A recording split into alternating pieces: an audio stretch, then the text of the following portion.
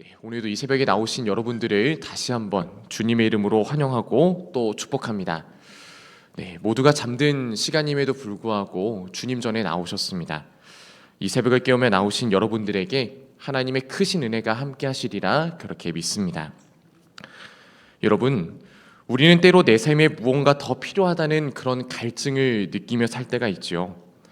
남들에게는 있는데 내게는 없는 것을 쫓으면서 지금보다 더 나아지고 싶다라고 생각하고 또 더 인정받고 싶다라는 생각이 그렇게 불쑥불쑥 찾아올 때가 있습니다. 이럴 때 우리의 시선은 당연하게 나를 비교하는 남에게 시선을 맞추게 되어지고 이 비교는 곧 욕망으로 자리하게 됩니다. 이런 인간의 심리를 너무나도 잘 보여주는 한 이소무화의 이야기가 있습니다. 바로 황소와 개구리라는 이야기인데요. 어느 들판에 살던 개구리 한 마리가 우연히 자신보다 몇 배는 더 커 보이는 황소를 보게 되었습니다. 개구리는 그 큰 황소를 보면서 생각합니다. 나도 저렇게 큰 존재가 되고 싶다. 이에 개구리는 황소와 조금이라도 비슷해 보이고자 자신의 몸에 힘을 잔뜩 주어서 몸을 부풀리기 시작합니다. 옆에 있던 친구가 얘기하죠. 넌 아무리 힘을 줘도 황소처럼 클 수는 없어 라고 분명히 말리고 있습니다. 그러나 개구리는 오히려 힘을 주면서 말합니다. 아니야, 나는 내 몸을 부풀리면 황소처럼 커질 수 있어 라고 그렇게 생각하게 됩니다. 여러분, 과연 이 개구리 어떻게 되었을까요? 황소처럼 커졌겠습니까? 아니면 어떤 일이 일어났겠습니까? 결국 황소와 같아지려던 개구리는 자신의 한계를 무시한 채 계속해서 부풀리다가 그만 터져서 죽어버리고 맙니다. 여러분, 왜 터졌을까요? 남과의 비교가 이 개구리의 분별을 빼앗았고 남과의 비교에 의한 그 욕망이 이 개구리의 판단을 마비시켰기 때문이었습니다. 저만큼은 돼야 한다라는 잘못된 욕망, 잘못된 집착이 자기 자신을 완전히 망가뜨렸던 것이죠. 사랑하는 성도 여러분, 혹시 오늘 우리의 삶 속에서도 이 개구리와 같이 나를 남과 비교하면서 나도 저만큼은 살아야지, 나도 저만큼은 되어야지 하는 그런 마음을 갖고 살아가진 않으십니까? 또한 이런 욕망을 가지고 있으면서 하나님 앞에 나의 간절한 바람, 내가 원하고 있는 그 바람이 이루어져야 된다라고 그렇게 무리하게 요구하고 있지는 않습니까? 오늘 우리가 함께 읽은 사무엘상 8장 10절에서부터 22절까지 나오는 이 이스라엘 백성들의 모습이 이 황소와 개구리에 나오는 개구리의 모습과 참으로 닮아 있습니다. 그들은 하나님 앞에서 다음과 같이 요구합니다. 다른 나라에도 왕이 있으니 우리에게도 왕이 있으면 한다라고 하나님 앞에 요구하고 있습니다. 여러분, 그들에게 왕이 없었을까요? 하나님, 여호와 하나님이라는 왕이 이미 그들에게는 존재하였습니다. 그런데도 왜 이런 요구를 그들은 하나님 앞에 올려드렸을까요? 다른 이방 나라들과 자신들의 처지를 비교해 볼 때 눈에 보이지 않는 이 여호와 하나님은 자신들이 볼 때에는 초라하고 또 볼품이 없어 보였기 때문입니다. 과연 하나님은 이런 그들의 그릇된 욕망과 요구에 대해서 어떻게 반응하시며 또한 이야기하고 계신지 오늘 말씀을 통해서 함께 살펴볼 수 있기를 간절히 소망합니다. 먼저 하나님은 하나님이 아닌 인간왕을 세워달라라고 하는 이스라엘 백성들의 요구에 대해서 곧바로 너희의 요구를 들어주겠다라고 이야기하시지 않으시고 먼저는 경고의 메시지를 그들에게 주고 계십니다. 사무엘을 통하여서 너희가 그렇도록 원했던 왕이 세워지면 과연 어떤 일이 벌어질 것인지에 대해서 구체적으로 말씀하고 계신 겁니다. 우리 한 부분만 함께 읽어볼 텐데요. 우리 11절 말씀을 함께 봉독하겠습니다. 이르되 너희를 다스릴 왕의 제도는 이러하니라. 그가 너희 아들들을 데려다가 그의 병거와 말을 어거하게 하리니 그들이 그 병거 앞에서 달릴 것이며 아멘. 여러분, 11절부터 17절까지의 말씀을 자세히 살펴보면 하나님이 경고하시는 그 내용들, 참으로 이 백성들이 겪게 될 일들이 끔찍함을 우리는 확인하게 되어집니다. 너희 아들들은 그의 병거와 마병이 될 것이다. 너희의 딸들은 향품 만드는 자 요리사 그리고 떡 굽는 자가 될 것이다. 너희의 밭과 포도원 올리브밭 그것들 중 가장 좋은 것은 그 왕의 종들에게 넘어갈 것이다. 너희가 힘들게 얻은 소산과 11조도 그리고 종들과 가축들 역시 모두 왕의 소유가 될 것이다 라고 그렇게 하나님은 경고하고 계십니다. 여러분, 이게 무슨 말일까요? 이 왕에 종속되어서 너희가 그의 종이 될 것이다 라고 하는 것을 하나님은 분명히 얘기하고 계신 겁니다. 이 본문의 원어로 살펴보면 여기에는 히브리어 라카흐, 즉 그들에게 취하다라는 동사가 매 구절마다 동일하게 사용되었습니다. 왕이 너희 아들들을 취하고 딸들을 취하고 밭을 취하고 열매와 11조를 취하고 또한 종과 가축까지도 취할 것이다 라고 하는 이 단어가 사용되고 있다라는 것이죠. 우리나라의 개역개정 성경에는 데려가고 거두고 또한 차지하고 라는 등 다양한 말로써 번역되어 이 동사의 반복성이 뚜렷하게 나타나고 있지는 않습니다. 원어의 반복을 살리면 하나님께서 강조하시는 바가 더 분명하게 드러납니다. 즉 인간 왕, 너희들이 집착하여서 붙드는 그 무엇이라고 하는 게 처음에는 너희에게 주어졌을 때에는 좋아 보이고 또 만족스럽겠지만 결국에는 시간이 흐르면서 내 소중한 것을 빼앗기게 될 것이고 결국에는 너의 인생을 파괴할 것이다 라는 사실을 선포하고 계신 겁니다. 사랑하는 성도 여러분, 하나님께서 왜 이렇게 반복하여 경고하고 계셨을까요? 하나님은 그저 이 백성들이 요구하였을 때의 그 요청을 무시하거나 그들의 소원을 꺾으려고 하시는 분이 아니시기 때문입니다. 오히려 하나님은 우리가 잘못된 선택, 잘못된 방향으로 나아갈 때에 스스로 무너져 내리지 않도록 우리의 길을 미리 막아주시는 분이십니다.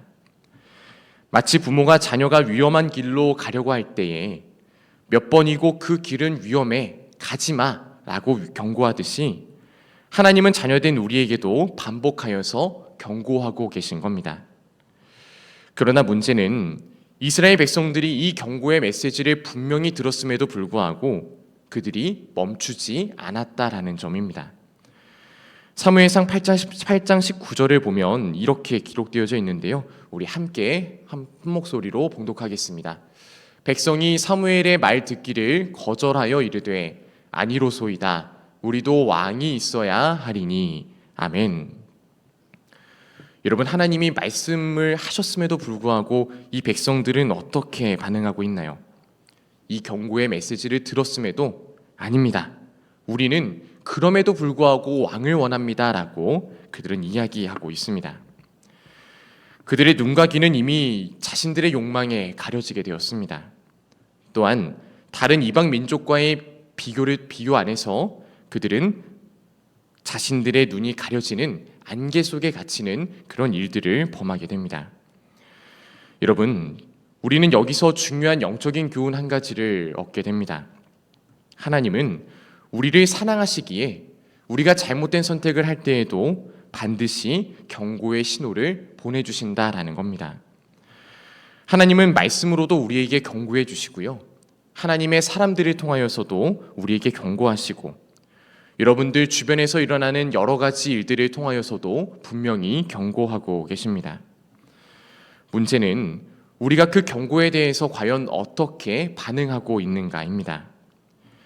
내가 내 귀를 닫고서 계속해서 내 뜻을 밀어붙일 것인가? 아니면 하나님의 뜻 앞에서 내 생각, 내 욕구를 다 내려놓고 잠시 멈춰 설 것인가? 라는 선택은 하나님께 달려있는 것이 아니라 바로 여러분들에게 달려있는 것입니다. 사랑하는 성도 여러분, 오늘 우리의 삶에도 하나님께서 경고의 사인을 주고 계시지는 않으십니까? 반복되어지는 말씀을 통해서 혹은 여러분들의 마음 가운데 찔림을 주는 설교나 그런 말씀을 통해서 아니면 상황이 이상하게 꼬이고 잘 풀리지 않는 그런 경험들을 통해서 하나님은 우리에게 계속해서 이렇게 말씀하고 계신지도 모릅니다. 내가 잠시 멈추어 서라. 다시 한번 생각해 보아라. 그 길 끝엔 네가 원하는 결과가 아니라 파멸이 기다리고 있다라고 그렇게 이야기하고 계실지도 모릅니다. 바라기는 오늘 말씀을 통해 우리의 마음이 더욱더 하나님 앞에 민감해질 수 있기를 간절히 소망합니다. 여러분들, 우리의 욕심대로 살아서는 결코 안 됩니다. 우리는 반드시 하나님의 뜻 가운데 인생의 방향을 결정해야 될 줄로 믿습니다. 하나님은 이스라엘 백성들의 요구가 잘못된 것임을 분명하셨습니다. 그리고 사무엘을 통해서도 분명한 경고를 주셨습니다. 그러나 이 백성들 끝까지 하나님 뜻 가운데 거하지 않고 자신들에게 원하는 뜻을 밀어붙이면서 이야기할 때에 하나님은 결국 이렇게 반응하고 계십니다. 우리 함께 22절 말씀 함께 봉독하겠습니다. 여호와께서 사무엘에게 이르시되 그들의 말을 들어 왕을 세우라 하시니 사무엘이 이스라엘 사람들에게 이르되 너희는 각기 성읍으로 돌아가라 하니라. 아멘.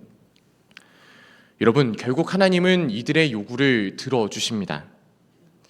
이들의 요구를 들어주시면서 그들이 원하고 있는 왕을 세워줄 것이다 라고 선포하고 계십니다. 여러분, 우리는 여기서 또 다른 영적인 원리를 발견하게 되죠. 하나님은 때로 우리가 고집하는 것에 대해서 그래, 내가 원하면 한번 해봐, 내가 원하는 대로 이루어줄게 라고 그 일을 허락하시기도 하신다라는 사실입니다. 그런데 이 허락은 너희를 축복하기 위해서 내가 이걸 허락해 줄게 라는 그런 메시지가 아니라 오히려 징계의 허락일 수도 있다는 걸 우리는 잊지 말아야만 합니다. 여러분, 만약 내가 내 욕심대로 구하고 바라는 것을 기도로 얻었다면 우리는 어떠한 반응을 보이게 될까요? 내가 하나님께 기도해서 하나님이 허락하신 것이니 이건 하나님이 내게 주신 축복이야, 복이야 라고 우리는 그렇게 착각할 수도 있습니다.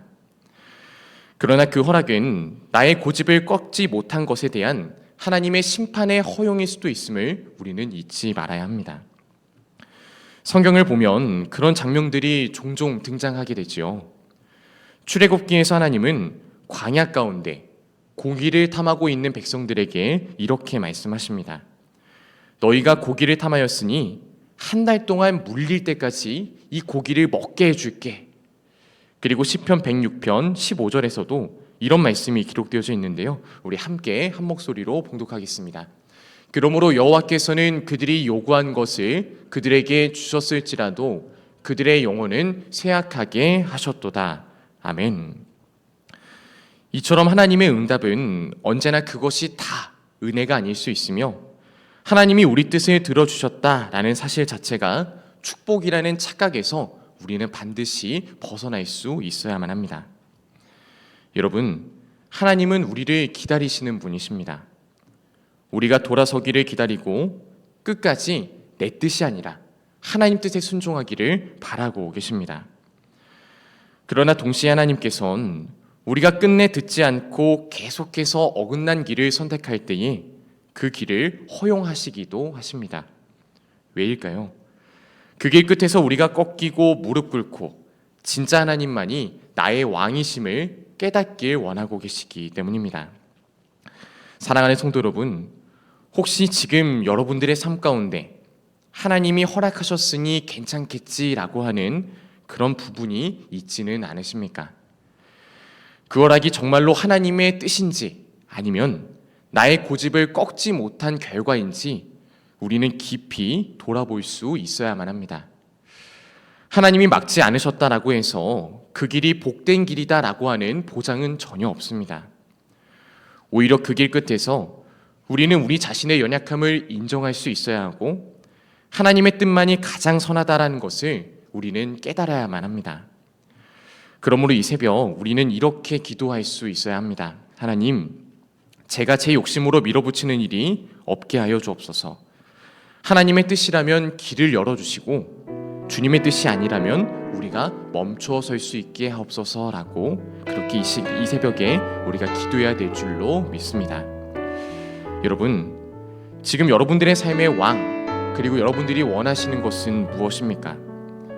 지금 내가 집착하고 놓지 못하는 것, 반드시 내 뜻대로 되어야만 한다고 이 새벽에 기도하고 계시지는 않으십니까?